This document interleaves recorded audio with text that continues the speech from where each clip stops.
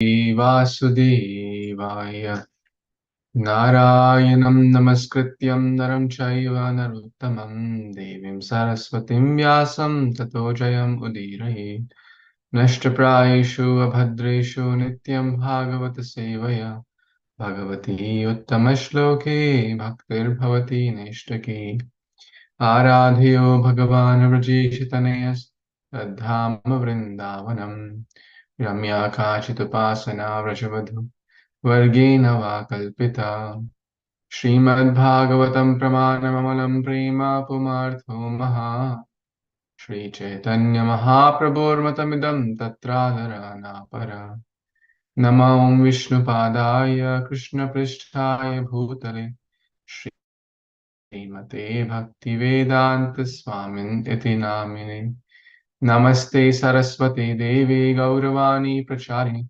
Nirvishesha Shunyavadi Paschata Deshatarine Jai Shri Krishna Chaitanya Prabhu Nityananda Shri Advaita Gadadhar Shrivasadi Gaura Bhakta Vrinda Hare Krishna Krishna Krishna Hare Hare Hare Rama Rama Rama Hare Hare Tam Shrimad Krishna Chaitanya Devam Vande Jagadgurum Yasyanukampaya Swapi Mahadbim Santarit Sukham. Let me offer my respectful obeisance unto the spiritual master of the entire world, Lord Shri Krishna, Chaitanya Mahaprabhu, by whose mercy even a dog can swim across a great ocean. Hare Krishna. Thank you, dear worshipable devotees, for taking out your most valuable time to read here Bhagavatam, Śrīmad-Bhāgavatam Mahapuran, which is the essence, the nectar, the crest jewel of all the holy scriptures. And we are very, very blessed in this special month to get chance to read Śrīmad-Bhāgavatam. So we are reading Canto 10, Chapter 29, entitled Lord Kṛṣna and the Gopis meet for the Rasa dance. We are reading the section where the Gopis have given up their everything and come as Kṛṣna called. And now Kṛṣna is saying, hey, why have you come? Is everything okay? Why have you come? Especially young, sober girls like all of you, in the middle of the night, doesn't look appropriate to come here and meet a brahmachari like me. Kṛṣna is saying. Kṛṣna is very naughty, very trickster. So like that, he continues to speak. Let's see what he spoke further. Text number 21, 22. Drishtam vanam kusumitam rakesha kararanjitam yamuna lilajat taru pallava shobhitam tadyatma chiram goshtam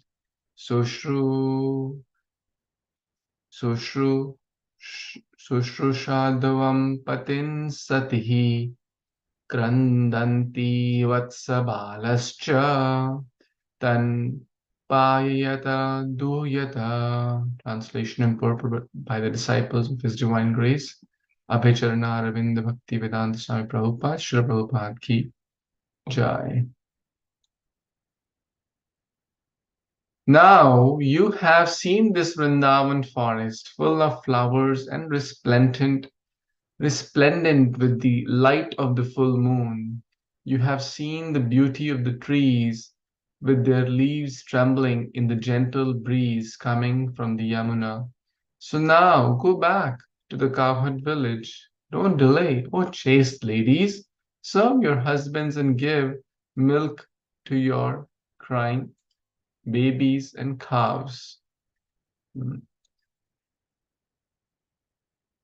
Krishna is telling, go back. You've seen Vrindavan? Okay, now you go back. Śrī Caitanya-caritāmṛta Thakur further explains text 22 as follows. Lord Krishna says, therefore, don't wait a long time before going, but go immediately. The words Satihi means that the gopis are loyal to their husbands. Therefore, Krishna indicates that gopis should serve their husbands so the latter can accomplish their religious duties, and that the gopis should also be considered worshipable because of their chastity. All this Krishna says to the gopis who are married. And now, to the unmarried girls, he says, the calves are crying, so see to it that they get milk. To the Munichari gopis, he says, your babies are crying, so feed them milk.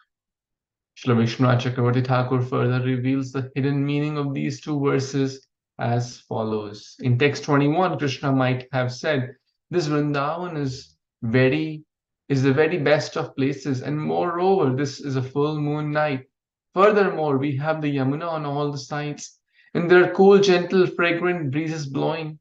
These are all transcendental opulences that stimulate loving exchanges. And since I am also here as the foremost ecstatic opulence, the object of love, let us now test how much expertise you can show in relishing rasas. In text 22, he means to say, thus, for a long time, for the entire duration of this night, don't leave, but rather stay here to enjoy with me.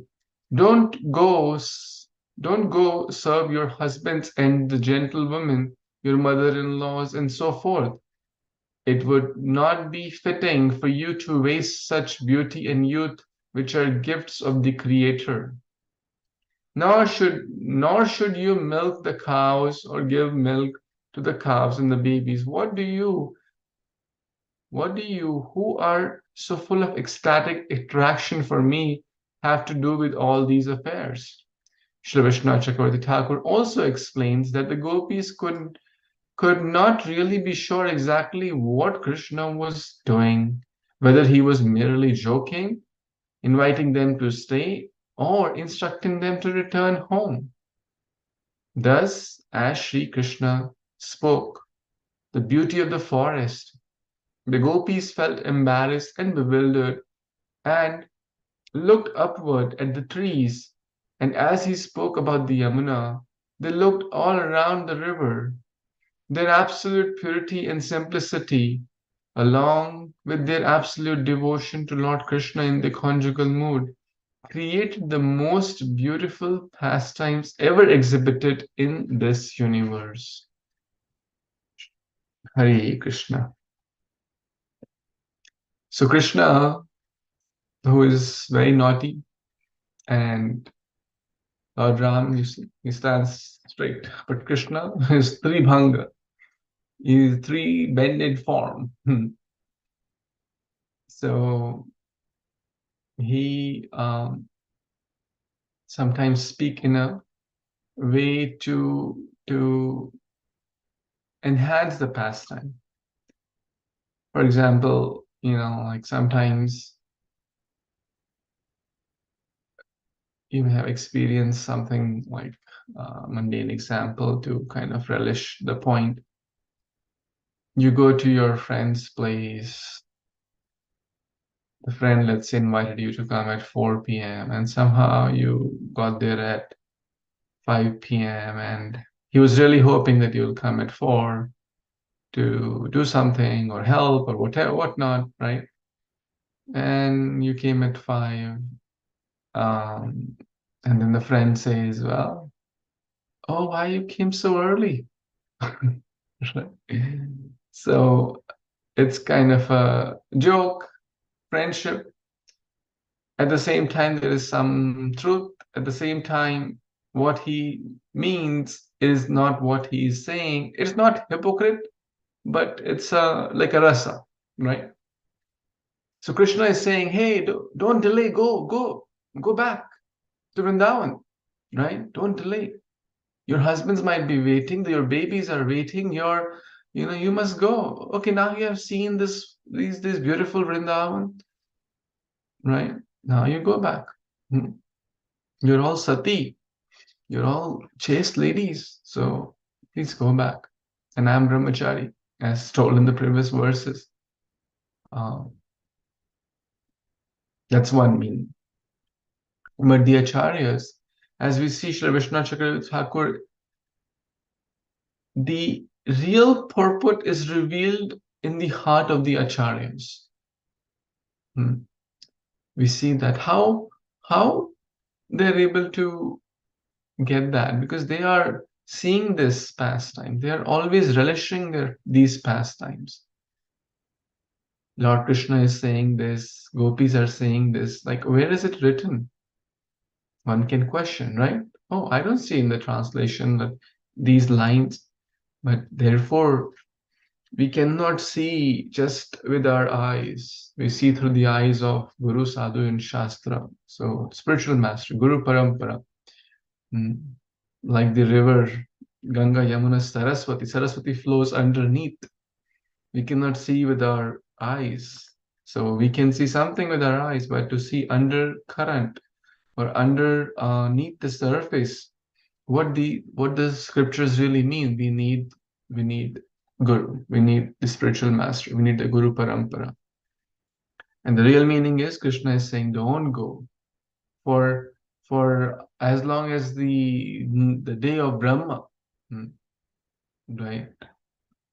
So that's the other hidden meaning. Any other thoughts, comments anyone else has?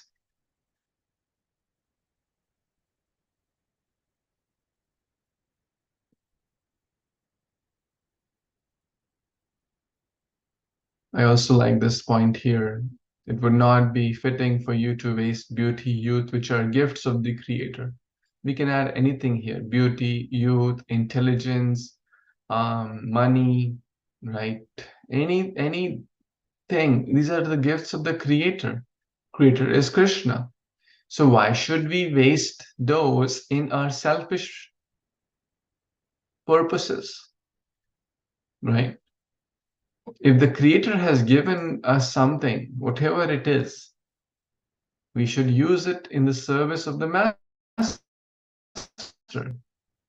Rishikena Rishikesha Sevanam Bhaktir Uttama. But if we use it in the self-service without Krishna as the center, then it is cheating or theft. And Krishna will certainly not like it, and he will take those gifts which the Creator has given us. Okay, let's read the next verse, text 23. Anyone who didn't get a chance yesterday, maybe would like to read?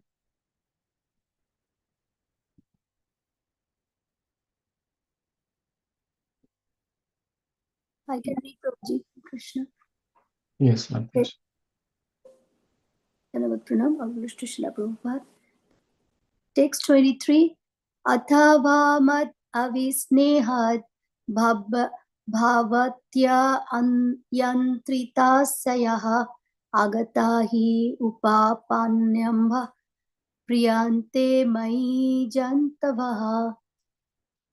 Scroll up. Translation by the disciple of His Divine Grace A.C. Bhaktivedanta Swami Prabhupada, Prabhupada ki jai. On the other hand, perhaps you have come here out of your great love for me, which has taken control of your hearts. This is, of course, quite commendable on your part, since all living entities possess natural affection for me. Back to Prabhuji. Krishna.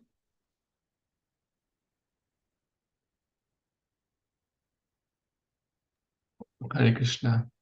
Thank you so much, Baswati Mataji, for reading this nice verse.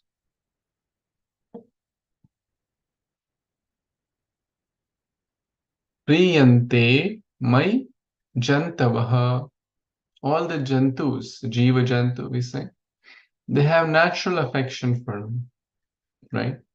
Jivera Swarupoy Krishnir Nitya Das. Natural affection is there. Like, it's natural for the iron to be attracted to magnet. Is it not? Is it natural?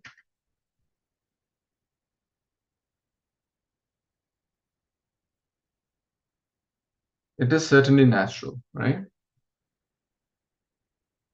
The iron will get attracted to the magnet. That's a property. Let's see. The natural property of water, or sorry, like, is what?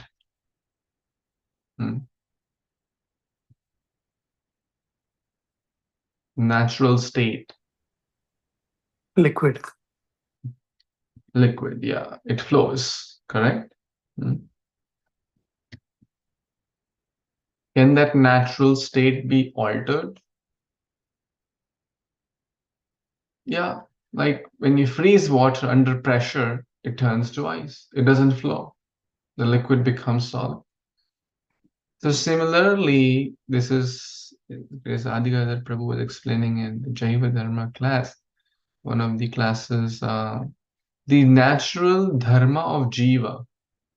That's basically Jaiva Dharma, Jaiva Jantu, Jiva Jantu. What is that natural dharma? Natural dharma is Nesargiki Rati. Is it not? Towards whom? Towards Kṛṣṇa. But in the altered state, in the unnatural state, in the false state, what happens? The jiva thinks that my dharma is what? So many upadharmas. Stri dharma, desh dharma, rajya dharma, right? Employee dharma. And we forget the natural position. And what is that? To be Kṛṣṇa conscious. Natural love for Kṛṣṇa.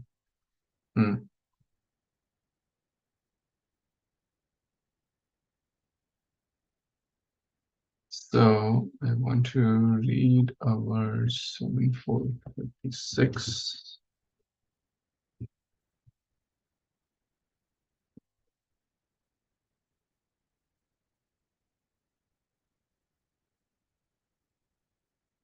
So in Canto 7 of the Srimad-Bhāgavatam,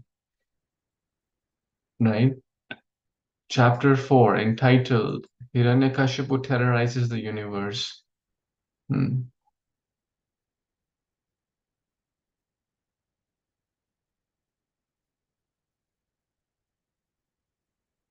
Let's read this beautiful verse. Anyone would like to read text 7.4.36, the verse in the translation? Hare Krishna devotees, Dandava Pranam, all glories to Srila Prabhupada. Gunai alam asankhe oil Mahatma tasya shuchate Vasudevo Bhagavati Yasya Naisargi Rati. Translation by His Divine Grace A.C. Bhaktivedanta Srila Prabhupada ki joy. Who could list the innumerable transcendental qualities of Prahlad Maharaj? He had unflinching faith in Vasudev, Lord Kṛṣṇa, the son of Vasudev, and unalloyed devotion to him. His attachment to Lord Kṛṣṇa was natural because of his previous devotional service. Although his good qualities cannot be enumerated, they prove that he was a great soul, Mahatma. Back to Bhoja Hare Krishna. Thank you so much, Prabhuji, for reading. So the critical word which, or like connection, is Nesargiki Rati. Nesargiki Rati is translated as natural attachment. So jiva, or a pure soul, has natural attachment. Like in this case, we are reading Priyante Mai Jantavaha, such living, since all living entities possess that natural affection, attachment, love for Krishna. But due to the false pressures, coverings, like the water put into the freezer turns into ice. That's not the natural dharma. The natural dharma is liquidity. And when it's put back in the natural state, the ice will start flowing. That means it will turn back to water or liquid. So that's what, when we are put in the right association of Vaishnavas, we rekindle our dormant natural love for Krishna. And that's, the Gopis certainly had that in abundance, right? So Vishnu Chakravarti Thakur says, oh, I have made a mistake. Krishna is saying, oh, I have made a mistake in assuming the causes of your coming. What mistake is it talking about? What was... I thought you came here to see the forest. I thought you came here to see the night blooming lotuses, right? Oh, I thought you came here to see the beauty of the full moon. Right, that's what Krishna is referring.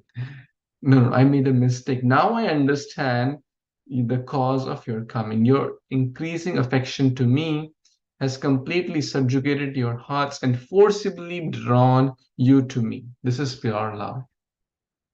When someone really needs something, they are like forcibly drawn. That's their like naisargiki rati. Like the iron is forcibly drawn towards the magnet. Yeah, the magnet doesn't need to be told, hey, the iron is near you. Now you show magnetism and go towards. No, it's just natural, right? In seeing me, this affection has been satisfied. Your increasing affection for me has completed. Okay. Actually, it was my natural quality that all living beings without any endeavor have affection for me. Priyante mai jan jantavaha priyante. So all jiva jantus have this natural love. Thus, your affection for me is ordinary, just like everyone else. It is not a special kind of affection. Okay. The alternate explanation. So Vishnu Chakravarti Thakur is giving two meanings to every verse, if you must have observed. Your intense Shringara Prema has forcibly brought you before me and fully captivated my mind. You girls are attracted to me by the ropes of your minds, manasa yantrita. Therefore, coming here is quite fitting. And not without good cause. All the living entities have affection for me. So what to speak of yourselves who possess transcendental bhava? So even the ordinary living entities are drawn towards Krishna because Krishna is so wonderful. It is mentioned in the Bhakti Rasamrita Sindhu, if you are attached to family, wealth, friends, fame, then don't go to the Yamuna. And there's a place called Keshi Ghat. Don't go to Yamuna and Keshi Ghat, where you will find the beautiful Shyama Sundar doing transcendental pastimes. And even if you get there, dare not seek the beautiful Shyam Sundar. Because if you see him, then you're lost. Your material life is lost. Because you'll fall in deep love with him and you'll forget everything else. Right? It's kind of, again, the word jugglery to basically tell that Krishna is so sweet that anyone sees, hears, right, experiences in any way, that person becomes mad in love with Krishna, right? What to speak of the Gopis, who were already such highly elevated transcendental devotees. So this is the verse. Krishna is saying, about natural affection. Any other thoughts, comments?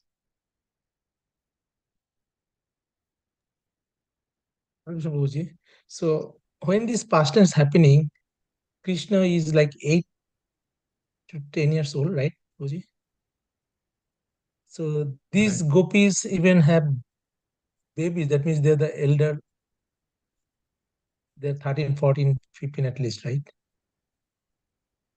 Yeah, multiple age. Some are married, some are not. Some are correct. Thank you very much.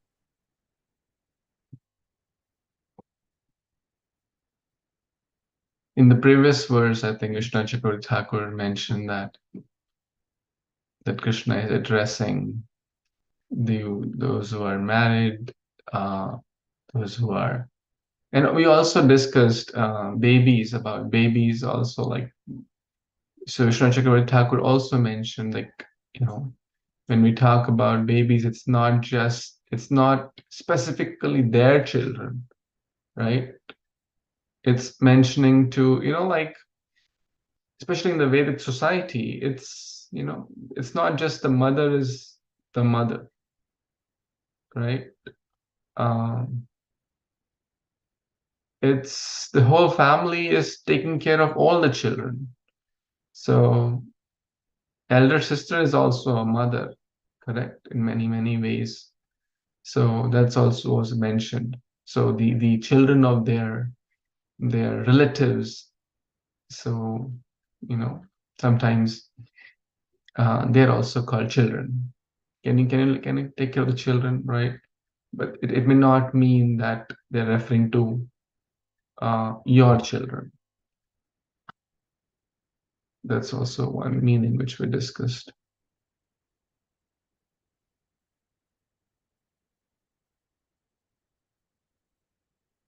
Hare Krishna. Next verse, text 24.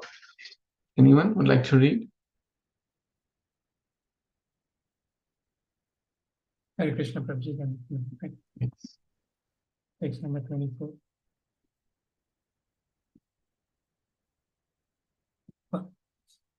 Bharto susrusanam strinam paro dharmo ve amayaya tadbandhunam cha kalyanam parjanam chanaposanam.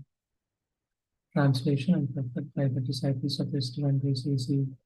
Vedanta from Śrī Prabhupada ki jai. The highest religious duty for a woman is to sincerely serve her husband, behave well towards her husband's family, and take good care of children. Purport. Srila Jiva Goswami Austerity points out here that the Gopis' real eternal husband is Lord Kṛṣna, not their so-called husbands at home, who falsely considers the Gopis their property.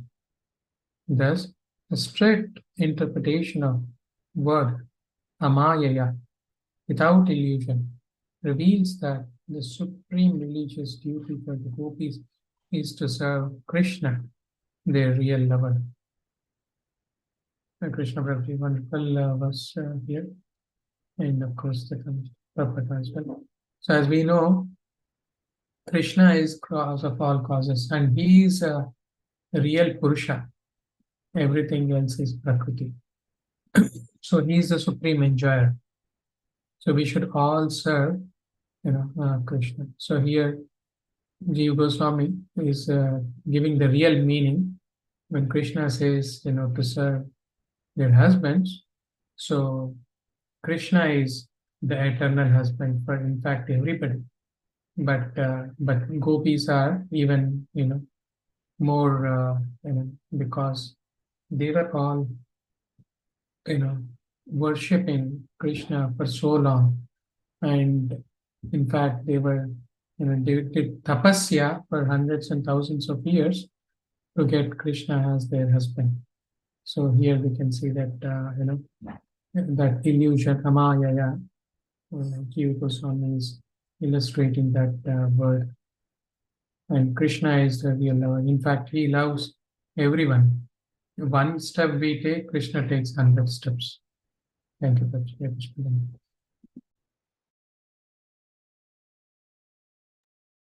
Hare Krishna. Thank you so much, Subala Prabhu, for reading this wonderful verse.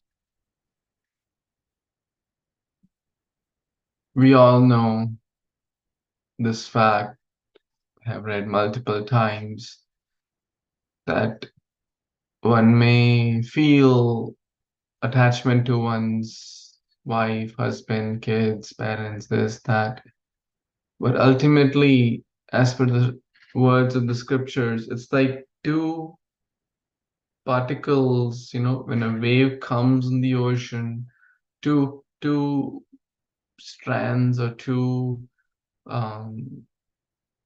grass particles or two grains of sand may come together in a wave, and they may feel, oh, janam janam ka saath, right? Saat janmo ka saath, or like whatever. But actually, it's all right. What to speak of saat janam? Sometimes, there is a world record. The marriage lasted for less than 7 hours, right? It's like these are like real stories, and I mean, it may seem funny, but it's unfortunately happening, right? The length of healthy marriages is reducing. Divorce rates are going up. What to speak of 7 lifetimes. I was hearing a class on relationship. His Holiness Swayam Bhagwan Keshav Maharaj was talking about relationships. The husband and wife said they were interviewed differently, or these days we go in our separate cars, we travel in our separate cars, we have our separate jobs, right? We eat in separate restaurants as well, and we go and shop in separate malls as well, and we cook our food also separately. And we also eat our food separately. And we have 2 homes, so we live also separately. We are really trying hard to keep this relationship. Did everyone get that? That means if we stay together, we'll fight and it will collapse. We are really trying hard to keep this together by doing everything separately. Like, it was a joke, but there is truth to that. Anyways, the point is here, right, that material so-called relationship, it may seem like forever, but we know that in next life, I could be in some ant species, my wife could be in some other species. In this life, I have someone as my wife who knows who, in previous life, who was the husband, who was the wife, which species, what not, like who were the kids, who were the parents. Who can anyone tell that? No one can tell that. And so ultimately, but our Kṛṣṇa is our real Bharta. Kṛṣṇa Mata, Kṛṣṇa Pita, Kṛṣṇa Dhana Pran. He's our everything. He's our eternal father, eternal mother, eternal husband, eternal wife, eternal shelter, eternal Bharta. The word used here is Bhratu. Bhratu means husband. Bhavani Bhartu. Bhartu. Right? Bhavani Bhartu. Lord Shiva is called Bhavani Bhartu. Bhartu, or the one who protects, or right, So the point is, the real protector, the real sustainer is Kṛṣna. And how should one serve him? Sushru sanam. One should render faithful service. We can take some lessons here. Sushru shraddhadanasya, right?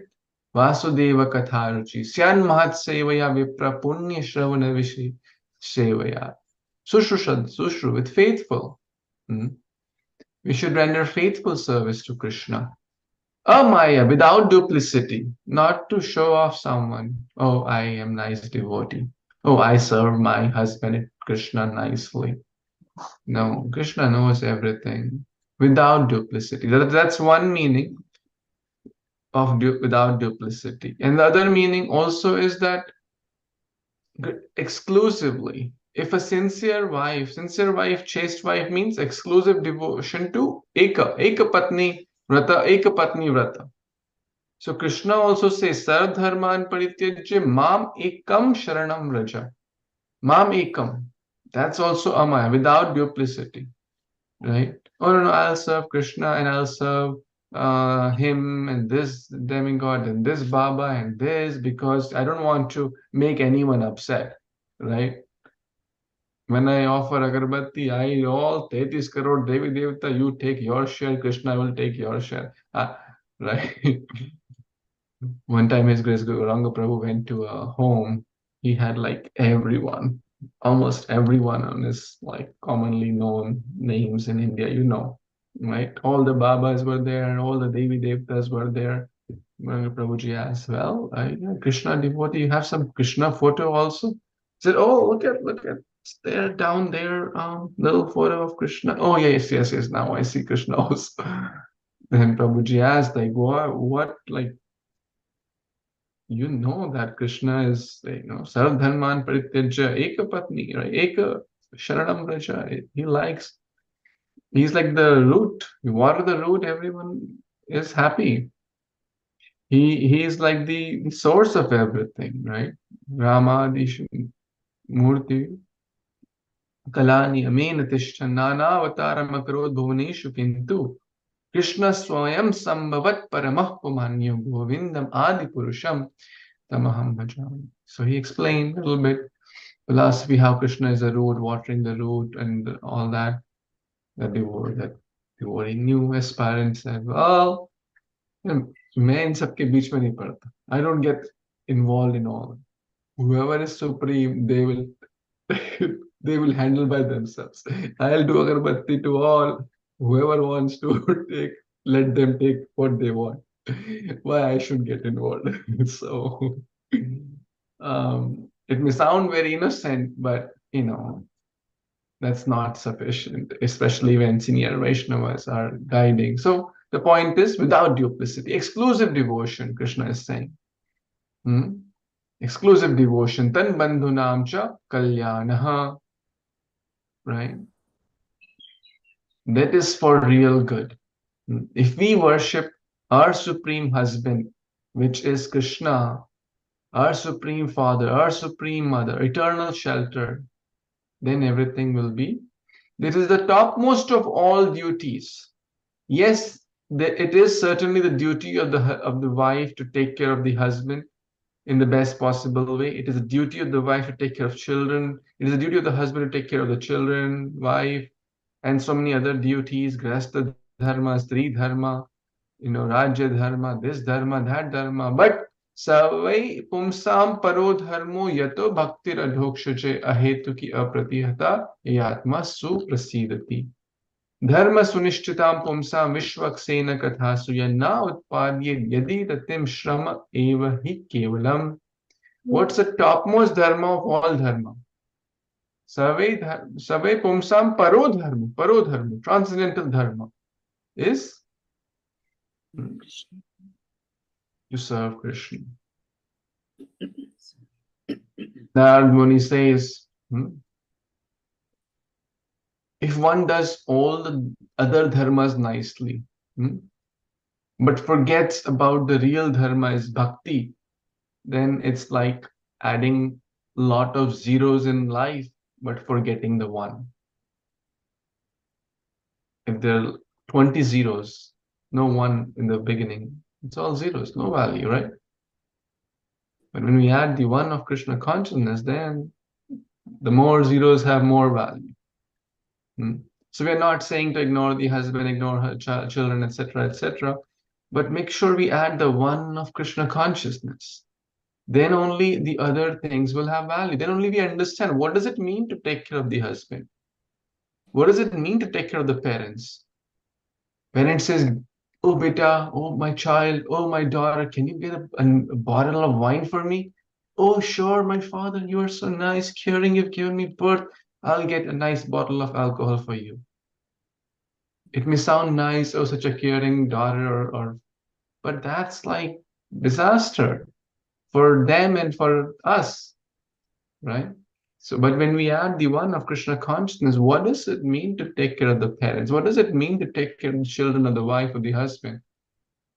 If one is forgotten, then the rest all is meaningless. Therefore, it is parodharma. Parodharma means topmost bhakti is to the supreme husband, Kṛṣṇa. Otherwise, it's all shrama eva hi kevalam, futile labor.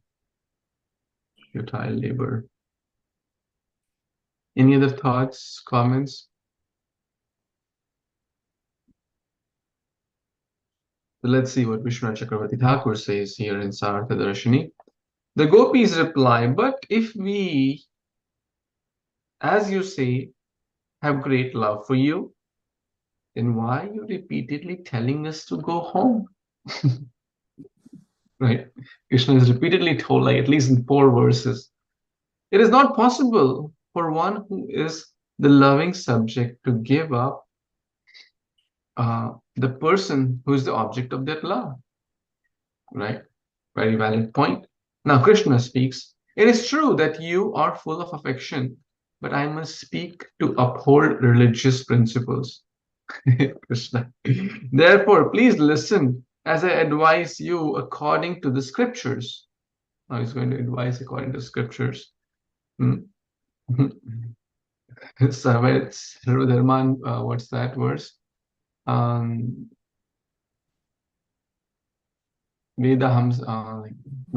krit vedavid eva chaham. Right? He's the compiler of the Vedas. He's the essence of all the Vedas. Therefore, please listen. I'm going to advise you. Krishna is saying, according to scriptures, serving the husband with complete steadiness is the wife's supreme duty. Okay, you should also serve the husband's parents. Krishna is saying, the relatives, husband and husband's family. The alternate meaning Vishwanath Chakravarti Thakur is giving here, for you, the beautiful woman stream of Raja, serving the husband is not your duty, it is the other's duty. Other's duty. Others means like paradharma. And what is paradharma? There are 5 branches of religion. Wow. This is getting a little more technical. You want to hear 5 branches of irreligion. One is called vidharma or irreligion. Second is called paradharma, religious principles for which one is unfit. Third is abhasa or pretension, pretentious dharma.